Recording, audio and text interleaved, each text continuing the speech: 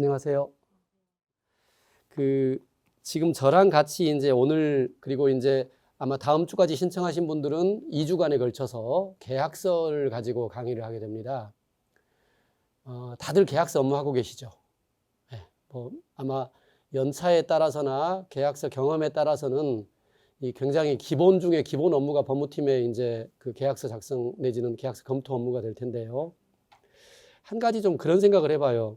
그러니까 저는 이제 21년 차인데 올해로 21년 차 변호사인데 계약서 보기가 쉽지 않아요.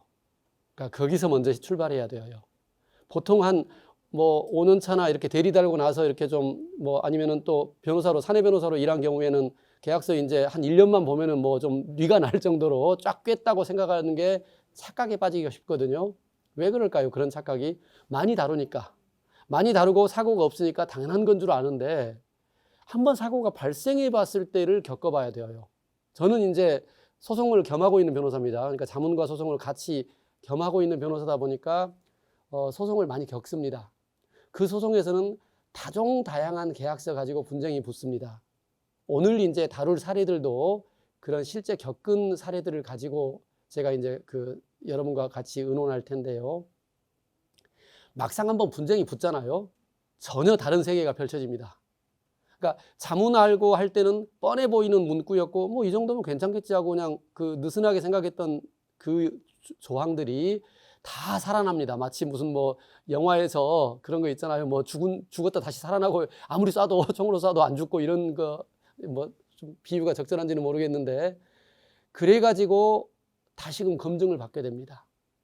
그랬을 때 과연 이제 그런 과정에서도 견뎌낼 수 있을 정도로 조항이 짱짱한가, 유리하게 작성되어 있는가 만만치 않습니다. 생각보다 어렵습니다.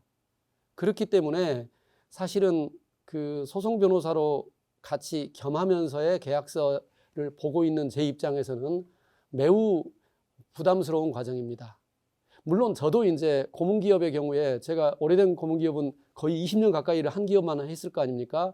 그냥 예컨대 출판 관련 기업인데요. 근데 또 맨날 주셔요. 조금만 달라져도 주셔요. 이게 하여간 그 기업의 특징이긴 한데요. 안전하긴 하죠. 저는 정말 이제 15분이면 다 봐요. 왜냐하면 다른 데만 뭐가 다른지만 보면 되니까. 그러니까 그런 업무를 늘상적으로 하신 분 입장에서는 그래도 사고 나봐야 그게 어디가 나겠어요가 맞는 얘기예요. 근데 그런 벽돌찍기형 업무가 아닐 때, 그리고 벽돌찍기형 업무를 하고 있었어도요, 이제 물어볼게요. 출판계약서에서 공정거래위원회에 신고가 가잖아요. 저자가. 그러면은 2차적 저작물 작성권이라는 주제만 해도 매우 까다롭거든요. 다루기가. 우리한테 가장 유리하게 쓰여 있죠. 그러나 공정위 눈에도 만족할지는 별개 변론이죠. 물론 저는 최대한 공정위 눈에도 문제가 없도록 하는 조치들을 하고는 있습니다. 그러나 만족스럽지는 못하죠. 왜?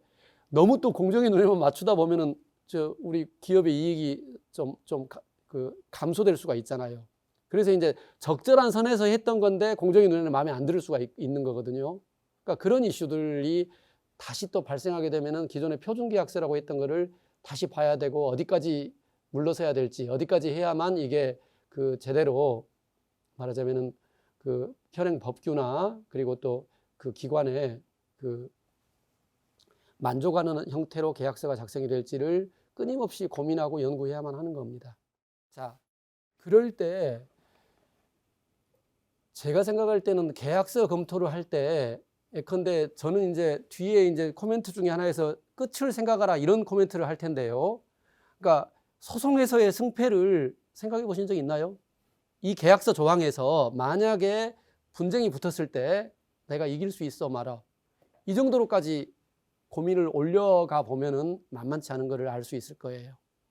그러니까 사실은 계약서 작성을 그래서 루틴하게 하시는 분들이 오늘 강의를 통해서 조금 좀 뭔가 새로운 마음을 일신하는 어떤 기회만 된다면은 제가 더할 나위 없겠고요.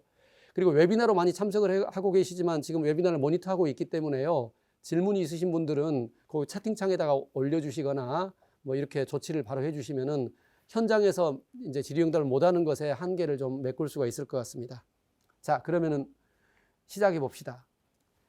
저는 계약서 작성을 그냥 계약서 검토, 흔히 말하면은 빨간 펜으로 해서 그 드래프트 있는 것을 고치는 것으로 시작을 안 합니다.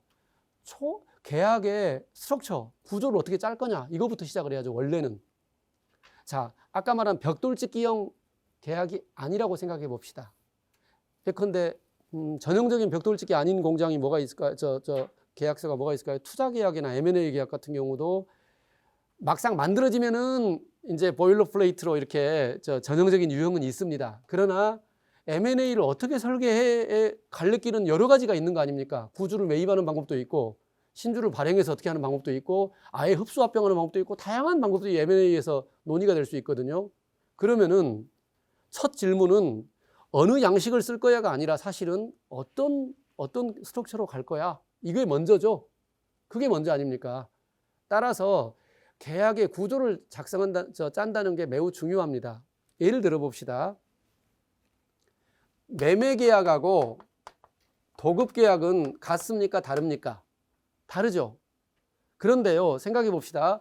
물품을 매매한다는 것은 뭐 우리가 흔히 말하는 종류물 또는 불특정물, 그러니까 특정물이 아닌 그냥 이렇게 일반적인 물건을 생산해 가지고 그 생산자가 무차별 사람한테, 소비자란 말은 수요자라고 씁시다. 소비자는 최종 소비자만, 엔드 유저만을 생각하게 되니까 생산자가 수요자한테 공급한다, 이 측면으로 보면은 매매 계약이죠. 그런데요, OEM 계약 같은 거 생각해 보세요. OEM 계약은 어떻게 합니까? 생산자한테 주문자가 나 이렇게 만들어 주세요 하고 요구를 했다만 다를 뿐이지, 그러니까 오더가 있다, 이 오더가 좀 일반 물건 몇 개 주세요 보다는 좀 더 여기다가는 내 주문자 상표를 이렇게 붙일 거예요, 나는 퀄리티를 이렇게 측정할 거예요, 조금 더 부가만 되어 있을 뿐이지 겉 형식은 뭡니까? 아니, 생산자가 뭐 특정물 A만을 위해서, 물론 상표는 A만을 위한 거 맞죠? 상표 자체는 주문자 상표 구조기 때문에 A만을 위한 거 맞는데 상표 2배의 것은요, 똑같아요. 그렇잖아요. 똑같은 품질의 퀄리티에 그냥 상표만 주문자 거를 붙인 것에 불과한 거잖아요. 그렇게 본다면은, 아니, 여기서의 도급 계약, 이거는 이제 주문해서 받는 OEM 계약 같은 건 도급 계약으로 분류한단 말이에요. 그러면은 매매 계약하고 도급 계약의 경계선이 아주 얇습니다. 내지는 어떤 경우에는 중첩도 되기도 합니다. 제 말에 이해 있으세요? 자, 이게 그냥 가볍게 들으면은 그럴 수도 있겠네, 신기하네, 이렇게 생각할 수도 모르는데요. 매매 계약과 도급 계약이 차이가 나게 되면 뭐가 차이가 납니까? 도급은 어떤 용역의 일의 완성으로서 완료가 되는 거기 때문에 법리가 약간씩 다르고요. 더 중요하게는 뭐가 있습니까? 하도급 관련 법령에 적용을 받게 되죠. 하도급 거래 공정화 관한 법률에 적용을 받게 되면 공정거래법 이슈가 도급에서는 작동을 한단 말이에요. 즉, 내가 매매의 형식으로 하고 있는 것 같은데 사실은 그 실질이 도급이 될 수도 있고, 하도급 거래 공정거래 법률에 따라서 어떤 취소라든가 아니면은 그 대금 지급이나 이런 데서 제약이 있을 수 있는 것을 아무 생각 없이 하고 있을 수도 있다는 거예요. 제가 말한 거래 구조라는 것은 꼭 M&A 같이 특수한 형태의 거래에서만 딜 스트럭처를 짜야만 되는 그런 계약 구조에서만 작용되는 얘기가 아닙니다. 무슨 얘기인지 아시겠어요? 자, 두 번째 주제. 두 번째 예입니다. 자, 예 한 번이 이거였고요. 제가 이제 자문을 할 때 어떤 자문을 받은 적이 있냐면은, 라이센스 계약인데, 그러니까 정확히는 프랜차이즈 계약인데, 이거는 업종을 말해도 되겠네요. 뭐 업체를 말하자. 참고로 저는 다 실예 가지고 얘기를 하기 때문에 제 고객 보호를 위해서 어느 업체일지는 상상하지 말아주세요. 기분 안 좋잖아요. 듣는 입장에서도 혹시 나라면은. 그래서 그 부분은 좀 우리 서로 양해합시다. 그러니까 어느 업체인지는 관심 끄고 그냥 하나의 예로만.